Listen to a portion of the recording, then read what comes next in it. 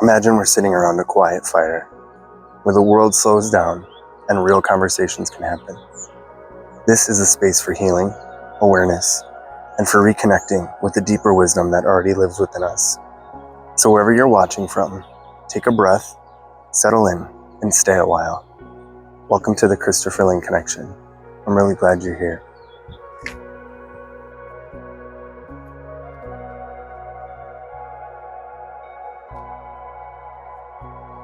Hey friends, welcome to the Christopher Lane Connection. My name is Christopher, and I'm really glad you're here.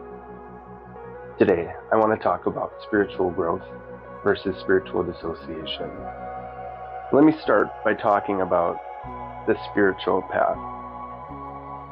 It's not for me to tell you which road to take. It's not for me to tell you which doctrines to believe. Use your discernment.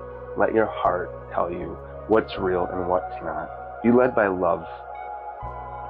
My role is to simply light the path in front of your feet and point out the various landmarks along the way. So let's get into spiritual growth. Spiritual growth is an ongoing transformative process that deepens your inner life and raises your self-awareness. It's maturing in character, cultivating love, patience, and humility. Spiritual dissociation is detaching from your surroundings, detaching from your humanity or your engagement with humanity. It's avoiding or dodging feelings like anger, jealousy, or grief, and saying, I'm going to rise above that and not feel it. A lot of the time, it involves dodging responsibilities and relationships and accountability under the guise of peace, love, and light. That's not healthy. So let's talk about it. When we go down a spiritual path, we're making a conscious decision to uplift our inner self. But along with that, we have to uplift our outer self as well. And then, as a result, our surroundings are lifted. We operate in harmony within us and without us. If, let's say, for example, I just started on my spiritual path, right? And someone that I know and love and hold close to me isn't so much into what I've been into lately. And I've been praying and manifesting and hoping and believing for a new car. Okay? And then this person who isn't maybe into all that, but it just so happens they were able to get a new car. Typically, you'd want to be happy for them and cheer them on. But we're human, and so sometimes jealousy might creep up. You might feel almost like a resentment, like, why is this happening for them, but not for me? I've done the work. So instead of engaging with that thought or feeling, or even sometimes it can manifest as a behavior, instead of engaging with that, the most healthy solution, the most spiritually grounded solution would be to stop and analyze it. Take a second, breathe, and ask, what is this trying to teach me? Where is this coming from? What belief is it feeding into? That maybe they're more worthy than I am? That's a limiting belief, and it's not real. When you drive a car, it has multiple features, right? One of those features just happens to be a sunroof. Sometimes the sunroof comes in handy when it's a bright, beautiful, sunny day and you want to get some sunlight, you want some extra wind flow. Sometimes the sunroof is something that needs to be not utilized when it's raining or when there's a flock of birds in the tree above your car. Maybe that's not the best time to utilize the sunroof. But either way, the sunroof is a feature that's useful at, at certain occasions. That's just like the ego. Humans have evolved the ego as a defense mechanism. It's a protection, because your ego helps you to be more critical and analyze things more clearly to keep you safe. The ego is the I, right? And so many people on spiritual paths will tell you you need to kill your ego, or you need to, they give it a very bad connotation. Instead, what we need to do is we need to understand that the ego is a feature that is there for our benefit. But you are not your ego. Your ego is not you. The sunroof isn't the entire car. It's just a part of the car, right? And you wouldn't say, oh, I don't want to use my sunroof, so let me kill it. No, you just don't use it. You turn it off, or you understand that in this situation, when it's raining, maybe don't open the sunroof. The same goes for the ego. When difficult feelings arise, anger, jealousy, grief, think of it like an onion, okay? Even the need to over-explain yourself, or even pride, or things that are just uncomfortable, especially for the person on the journey of peace, love, and light. Why would I have to face down these things when I'm not about that anymore? See, the healthy spiritual person says, let me analyze this. Let me pick it apart and see where it's coming from. Somebody who is dissociating spiritually will say, oh, that's not me anymore. Let me just ignore that. Let me push it down. That's unhealthy. Okay?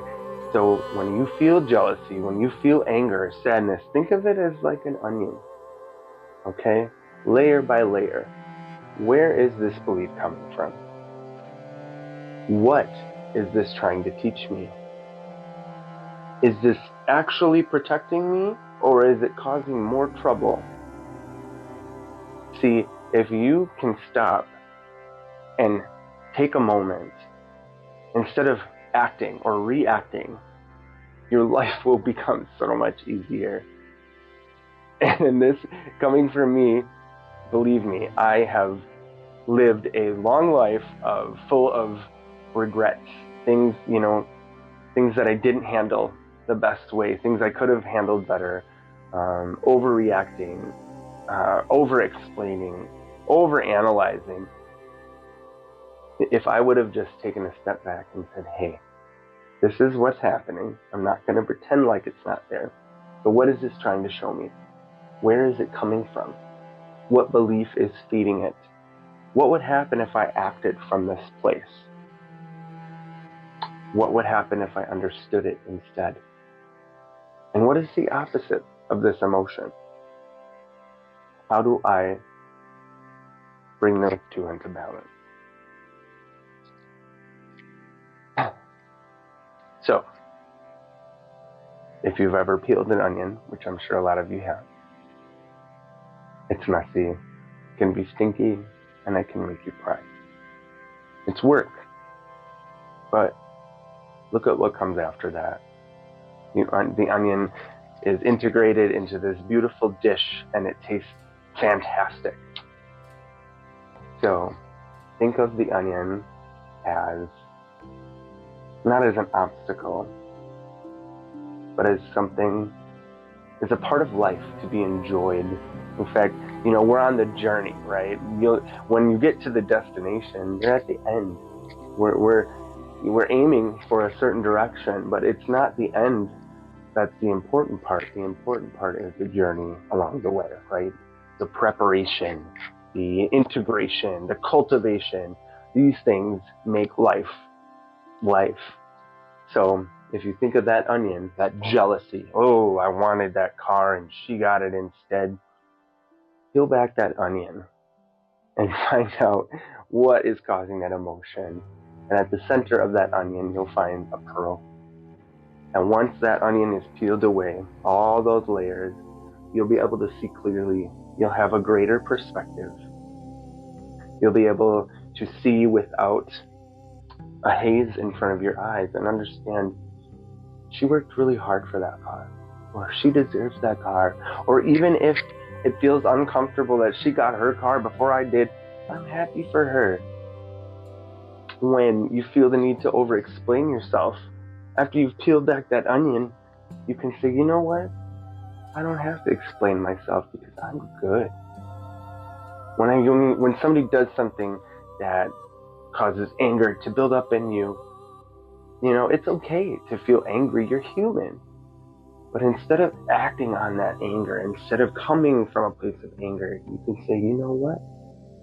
I've worked hard on myself, and I'm not about to let A, B, and C get me out of character. Because it's really not that serious. I have so much to be happy for and grateful for. So, is this worth entertaining? Or is it something that can be integrated and that can join into the rest of the dish?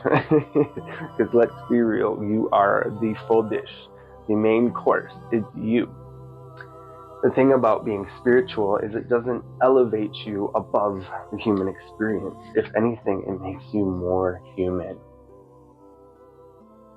So, the next time you're feeling angry or jealous, or you feel the need to over-explain yourself, just remember those are human feelings that your ego is pulling up to help protect you. But you're human. You're not your ego. You're a spiritual being having a human experience. So, with all of that being said, I want to read you a quote from Carl Jung. It says, "Our suffering comes from our unlived life, the unseen, unfelt parts of our psyche." And what he means by that is the things that we refuse to deal with are the things that come to haunt us, are the things that hold us back. So if you can really look inside yourself and deal with all the ick instead of running from it, instead of ignoring it, instead of pretending like it's not there, really deal with yourself. Analyze and see where maybe your less favorable behaviors or beliefs come from, and deal with them. Don't pretend like they're not there. Don't use the guise of spirituality to say, oh, I'm above that. No. If anything, being spiritual makes you more grounded and more human. If you were walking at night through a dark forest, holding a lantern, the light from that lantern wouldn't eliminate the darkness.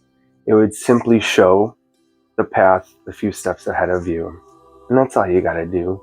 You don't have to heal your entire childhood in one day. But as long as you keep that light and you keep dealing with the things that maybe will get in your way, pretty soon you'll be stepping clearly and you'll be healthier and happier. You'll participate more actively in the world around you. Your relationships will be enriching and fulfilling, and you'll be enriching and fulfilling to the people around you. Spiritual growth doesn't remove us from the human experience or separate us from life. If anything, it deepens our participation in it. Your spiritual path isn't about escaping the human experience. It's about inhabiting it with more honesty. Thank you for tuning in to the Christopher Lane Connection. Until next time, stay curious, stay grounded, and stay connected. I love you so much.